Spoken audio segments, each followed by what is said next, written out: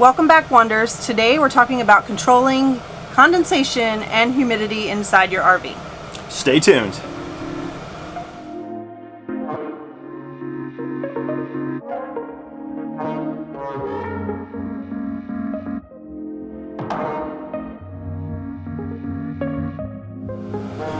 Alright guys, so we're already sharing lots of awesome stuff with you. RV park reviews, lots of our travel adventures, amazing food.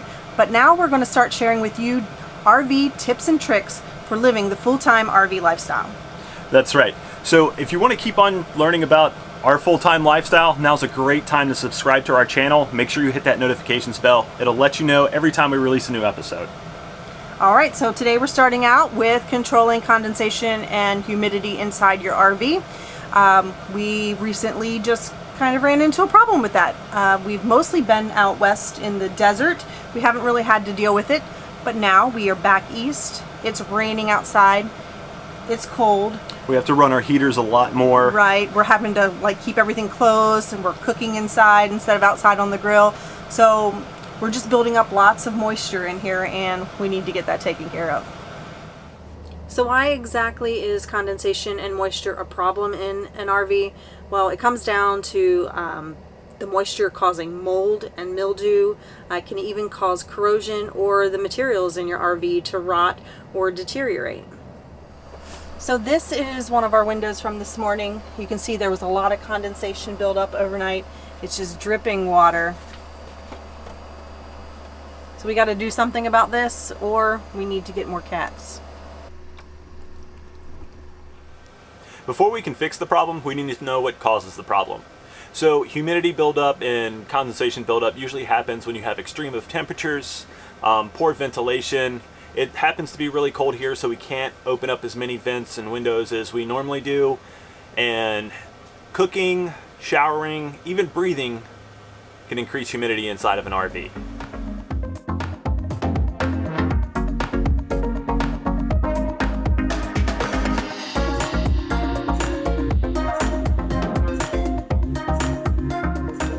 Alright, so now we're going to talk about some of our tips for monitoring and controlling the humidity and condensation levels in your RV. The first thing is to be able to monitor the levels so that you know exactly what your temperature and humidity levels are. We have this convenient little guy right here that just sticks on our refrigerator and tells us the inside temperature and the humidity. It also gives us highs and lows for temperature and humidity throughout the day. Right now we're sitting at about 58%, which is too high. From the resources that we looked at online, what we're reading is we should be somewhere between 30 and 50% humidity. And ideally below 40% in the wintertime when you're running your heaters and all that stuff. So we're going to see what we can do to get it down to around 40%. And if you want more information on this little guy, we'll leave a link in the description below for you. Alright, our next tip for you is ventilation. So one of the easiest things you can do is make sure that your RV is well ventilated, especially when you're cooking or taking a shower. It's as simple as turning on your fan over your stove, over your shower, or opening a window to help remove the extra moisture. Alright, so we're going to take a little trip down to the local hardware store. Sandy's going to die, coughing to death, sorry. Cough to death. So, do you think it's the humidity that's doing that? Yes, it's the water's filling my lungs. Okay, so that's totally not true. But we're going to go down to the local hardware store and see what solutions they have. All right, let's go. So we're back from the store, and what we went there looking for is this stuff, damp rid. So we haven't really used it before, so we just decided to get a couple different types. This little container here is one that you just kind of open up and you can sit it in the corner. I think maybe we're going to sit that in the bathroom. We're actually going to put this in a compartment. Okay, an outside compartment. Our compartments are sealed, supposedly weather sealed and waterproof, but I'm just curious to see how much, because sometimes when you pack up, you throw cables and stuff in there, it's wet outside, so I'm just curious to see how much collects in there. Yeah, good idea. So like I said, this is all really new to us. We haven't really used any of this stuff before, so we're just kind of going to see what it does and see kind of what works best for our situation.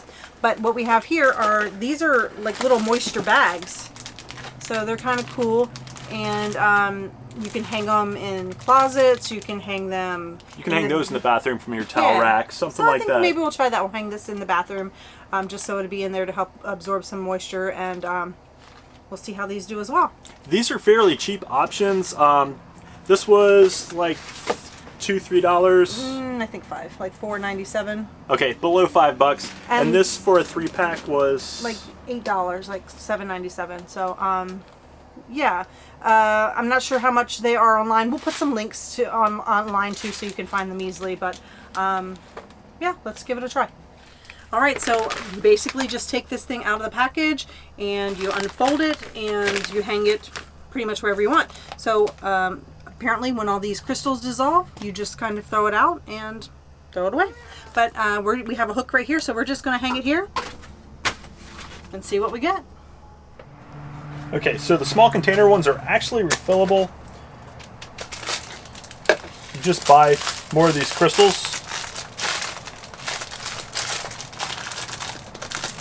So you just open this bag.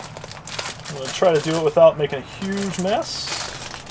Easier said than done. There's scissors on the table. I guess he didn't want my stinking scissors.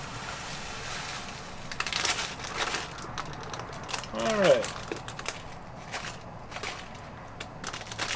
Almost looked like there was almost too much in the bag for the container, but it actually fits perfect. Alright. You pop that in there. Alright, let's go put it in the compartment. Alright, so this is where we keep all of our water hoses, so I figure if there's any place that gets the most condensation and moisture, it's going to be in here. So we're just going to stick this back in the back there. We'll see how it does. And the last thing we picked up was a GE 30 pint dehumidifier. This is the most expensive option at $160, $170. So we have about 250 square feet in the Airstream to dehumidify. So let's set this up and see how it does.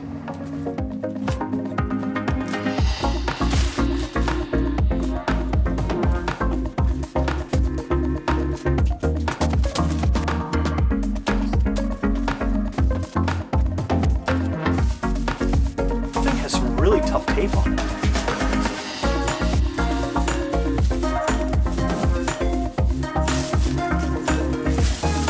I think the dehumidifier is winning.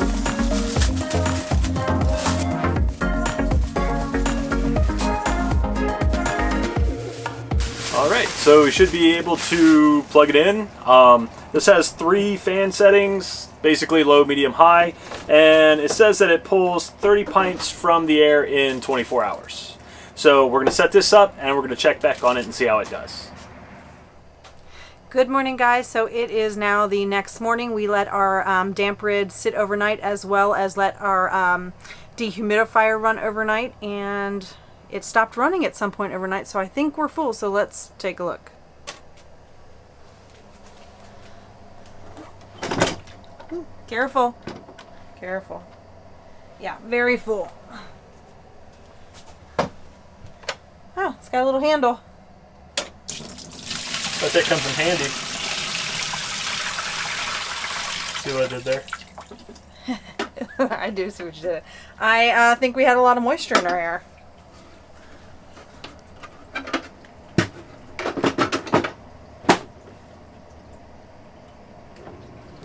And after you empty it, it automatically starts running again. Alright, so this is the same window that we looked at yesterday, and yesterday it was just covered in water. Today it's pretty much dry, except for just a tiny little bit of condensation down here in the corner. Huge drastic improvement. Okay, now we're going to check on the damp rid that we hung in the bathroom. Let's take a look here. There's one small dribble of moisture in here, but other than that, it doesn't look like it collected a whole heck of a lot overnight. But it does look like it's working. Alright, so this one I'm actually really excited about. We stuck one of the little damp rid containers in with our hoses. See what we have here. Is there anything in there? As I dump out half the crystals from the top, no, there is nothing in here. So either it's really dry in that compartment or it doesn't really work that well.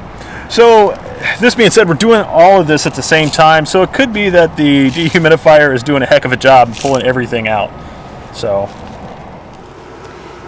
obviously the best tip that we can give you is to try to prevent any extra moisture in the first place. So using your vents, try to ventilate the area as much as possible is a good place to start with reducing your humidity and moisture levels in your RV. I agree with that.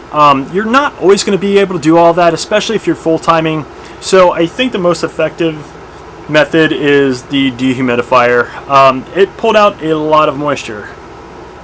So the damp rid, you know, it looks like they're starting to work, and maybe they work for, you know, just small areas, or if, you know, you don't have a ton of humidity and just need something, you know, for maybe a couple days, or while you're storing your RV. Yeah, storage would be great. But I think for us anyway, the best solution is having the dehumidifier and keeping that running to pull all the moisture out. All right, Wanderers, I really hope you found this video helpful. If you have, give this video a thumbs up. All right, and we'd really like to hear from you. So what do you do to help control humidity and moisture in your RV? We're always looking for other suggestions and better ideas, so go ahead and leave them in the comments below for us. And that's going to do it for this episode. Until next time, stay wonderful.